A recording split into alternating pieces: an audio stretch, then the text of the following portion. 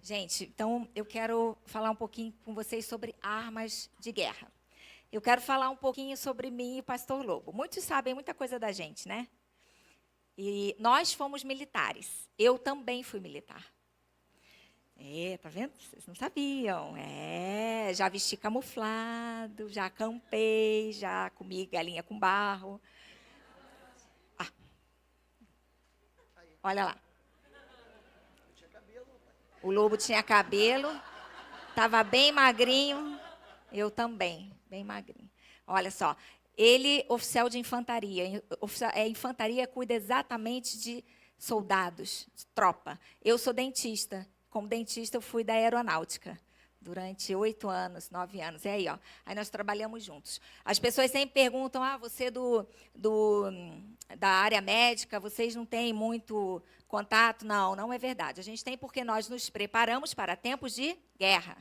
Nos preparamos para esse tempo. A gente é um dentista que vai cuidar do soldado, do guerreiro, da sua família, dos seus filhos. É tudo isso que a gente faz. Então, o dentista, ele passa por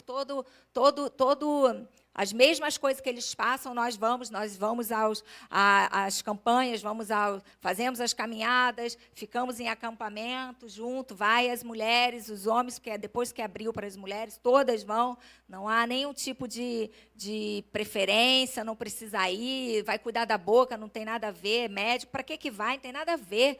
Né? E até tem muita gente que pergunta isso. Eu sou fisioterapeuta, quero entrar para a aeronáutica, que é muito bom, mas tem alguma coisa a ver? Tem tudo a ver. Tem que saber para onde você está indo. Não é? O que você vai fazer? Está em guerra, você vai lá para a guerra. Você vai. O que eu vou fazer lá? Eu não me formei para isso, então para que quis entrar?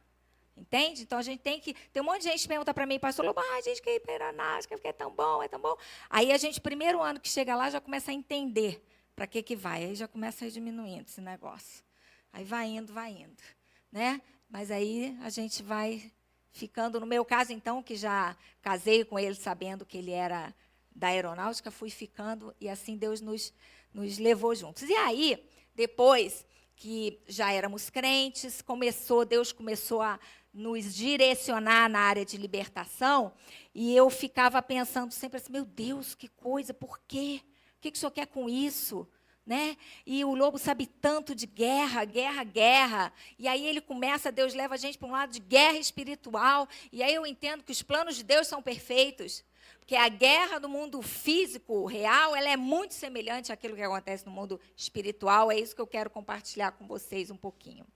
Primeiramente está aí, lá 1 Coríntios diz o quê? As armas da nossa batalha não são carnais, mas poderosas em Deus, em Cristo Jesus. Eu quero diferenciar aqui para vocês algumas coisas, 4 coisas, o que é expulsão de demônios, o que é libertação, o que é batalha espiritual e o que é cura. A expulsão de demônios, ela é um ato, ela é um sinal da chegada do reino de Deus através de uma ação de uma autoridade espiritual. A expulsão de demônios é um ato em que uma pessoa revestida de autoridade e poder, trazendo uma palavra, estabelecendo a chegada do reino de Deus naquele lugar, ela dá um comando e expulsa aquela entidade maligna daquele lugar. E isso você faz em nome de Jesus. É Jesus quem expulsa, quem manda embora todo demônio. Você só é o instrumento para aquilo ali. Então, você dá o comando. Eu não sei se posso, eu posso, não posso, não pode. Todos nós podemos, porque quem faz isso é Jesus. Isso é Jesus, você pode. Então, num ato onde você está tendo uma manifestação, você tem autoridade de dizer, sai em nome de Jesus. Sai agora. Aí, é assim, autoridade. Então, você estabelece no momento daquele endemoniamento, você dá uma ordem. Libertação é muito diferente. Libertação, isso é o processo de expulsão de demônio. Libertação é muito diferente. Libertação vai trabalhar, é um processo que lida com todas as causas que viabilizam, que permitem a atuação dos espíritos imundos na vida da pessoa. Muito diferente, entendeu? Então, a libertação ela é um processo. processo. Então, quando você escuta aí que muitas pessoas vão em seminário de libertação, vai num culto de descarrego, vai no culto não sei o quê, faz as correntes não sei o quê, não sei o quê lá e foi liberta, não é verdade. Ai, olha, eu fui lá no seminário, hoje não, que vocês estão em treinamento. Muitas igrejas, eu e o pastor Lobo, vamos ministrar a libertação e a gente escuta as pessoas, ai, estou leve, fui liberta. Passei um processo de libertação. Ali você não passou um processo total, completo. Algumas pessoas, dependendo do grau de comprometimento, elas até passaram por um processo de libertação. Processo de entendimento, de renúncia, de entrega. Alguns não, alguns eles deram um passo. E alguns só foi expulso o demônio da vida deles. Ai, saí leve. Saiu leve. Graças a Deus. Agora vai continuar. Portanto, os pastores, as pastoras que estão aqui, o processo não termina no domingo, quando termina o culto, não termina quando termina o culto de vitória, de libertação na igreja de vocês. Ele é constante e as pessoas precisam saber disso. Porque, senão, a palavra de Deus diz que um espírito imundo ele é expulso, mas se essa casa não for habitada, vai voltar 7 piores. Nós vemos igrejas aí que fazem essa exploração, né? Aparece lá na televisão. Então, é ali, uma vez na semana lá, terça-feira do não sei o quê. Vai todo mundo lá. Aí tem lá o que chama de faixa de Gaza, demônio para todo lado. Aí vem todos os obreiros e tal, a expulsa. Pá, pá, é guerra. Bênção, bênção, bênção, bênção. Oh, sai todo mundo leve. Sai leve, sai. Aí, que é? Chega a próxima terça-feira. Está lá de novo as mesmas pessoas. Falei, gente, você entendeu a responsabilidade? O que aconteceu de uma terça para outra terça? Se não acontecer nada, você não fez nada. Às vezes está até piorando o caso. Piorando, isso é uma responsabilidade do pastor, da pastora, do obreiro, do discípulo. Expulsou o demônio hoje, amanhã tem que ligar. Como é que você está? Vamos no culto hoje? Ah, estou péssimo. Não, mas vamos. Vamos, é desse jeito, a guerra é assim mesmo. Estou péssima, estou com dor de cabeça, dor não sei o quê, briguei com todo mundo, brigou, mas vai para a igreja. Na igreja ninguém tem nada a ver com isso. Não brigou com o pastor, com ninguém, vai. Ah, briguei com o pastor também, mas vai assim mesmo. Porque Jesus não tem nada a ver com isso. Entendeu? Isso é um trabalho nosso. E hoje em dia, o que acontece? As pessoas não querem ter igreja, querem ficar de culto, andando de culto em culto, e os pastores não têm tempo de cuidar de suas ovelhas. E aí começa a deficiência do Ministério de Libertação. Só existe ministério de libertação porque as pessoas não obedecem, não cumprem a palavra de Deus. Se as pessoas obedecessem, fossem fiéis, submissas à palavra de Deus, talvez não existisse, como eu acabei de falar ali, o diabo, ali, a exploração, ela viabiliza. Não havia as oportunidades na nossa vida para que o demônio atuasse.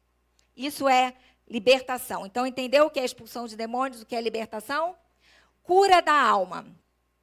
A cura da alma é um processo de uma terapia espiritual em que o tratamento é levado até a vítima que foi traumatizada e atingida por feridas espirituais, ou ainda permanece em algum estado de opressão.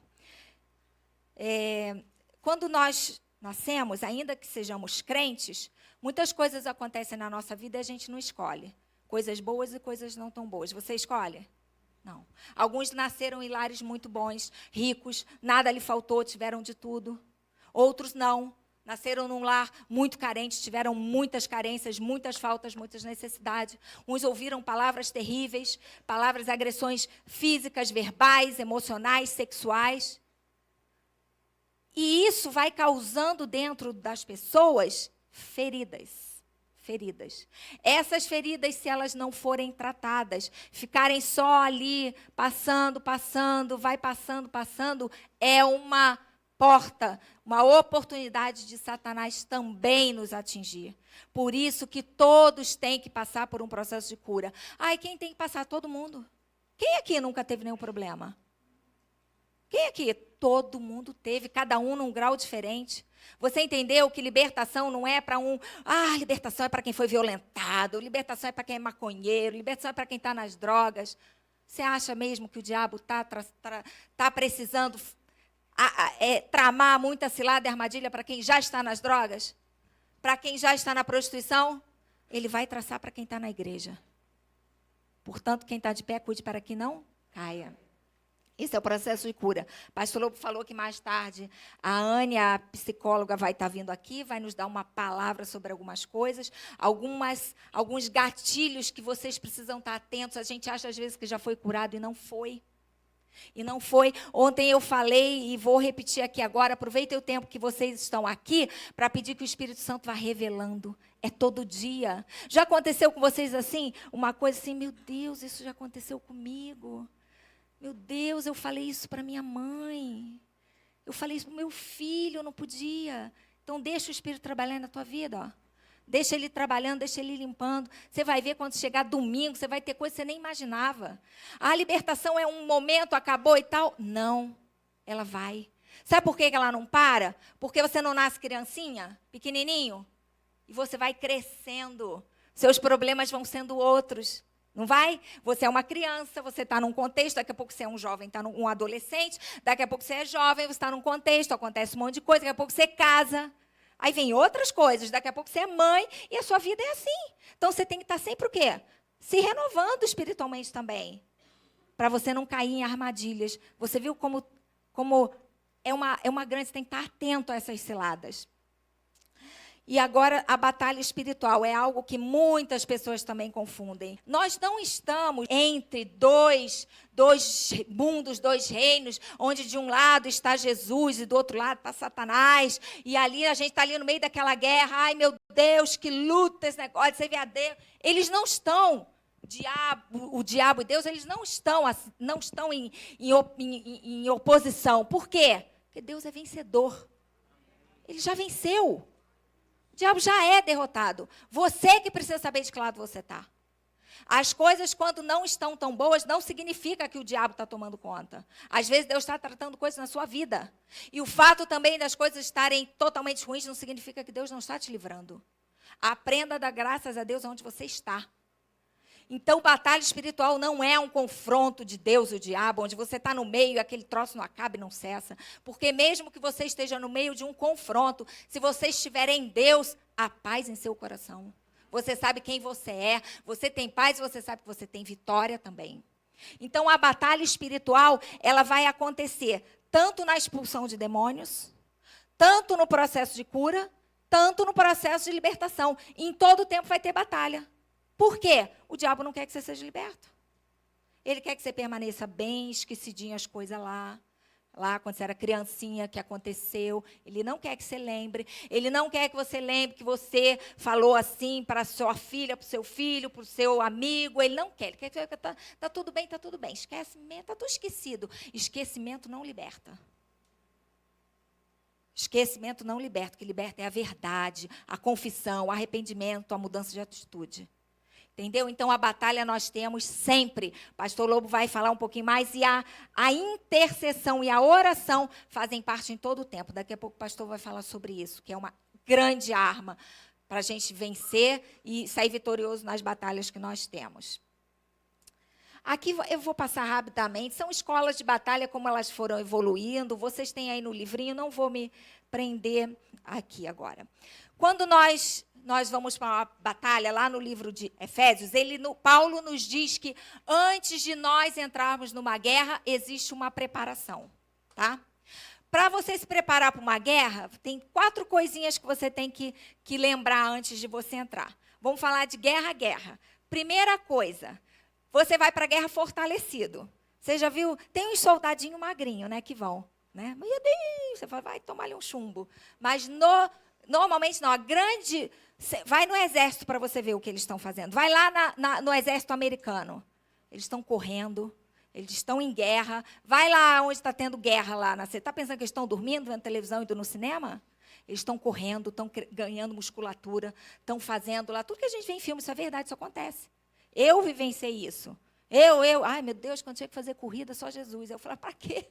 Meu Deus, eu só vim cuidar da boca, amorzinho, corre no meu lugar, tu, vai. Vai que você é homem de guerra. É assim. Então, você tem que ganhar o quê? Musculatura. Então, a primeira coisa que você tem que fazer para uma guerra, se preparar fisicamente. Para uma guerra espiritual, você tem que se preparar espiritualmente para entrar na guerra. Segunda coisa que você tem que fazer, saber quem é o seu inimigo. A nossa luta não é contra a carne, nem contra a sangue, mas contra o quê? Potestades, contra Satanás, contra seus demônios, hostes espirituais da maldade. Então, você tem que saber primeiro quem é o seu inimigo. Seu inimigo não é carne, não é o marido, não é a esposa, não é o seu chefe ruim, não é o seu pastor que está ali te confrontando, dizendo, larga dessa vida de pecado, larga dessa mulher, larga desse cara, larga desse adultério. Ah, nem vou nessa igreja, agora vou em outra. Porque não quer ouvir a verdade. Aprenda a saber quem é o seu inimigo. Se você não sabe quem é o seu inimigo, você não vai ter vitória. Você acha que duas grandes nações ou dois países, quando eles vão entrar em guerra, ele vai dar tiro para qualquer lado? Claro que não. Ele vai acertar no alvo. Ele vai saber quem é aquela nação que eu vou lutar. Qual é a potência bélica que ele tem. Qual é o dinheiro que eles têm, onde eles estão investindo, como é que estão esses soldados? Está tudo fraquinho, caído, que eles mandam bomba lá na Síria. Como é que está aquela gente? Tudo fraca.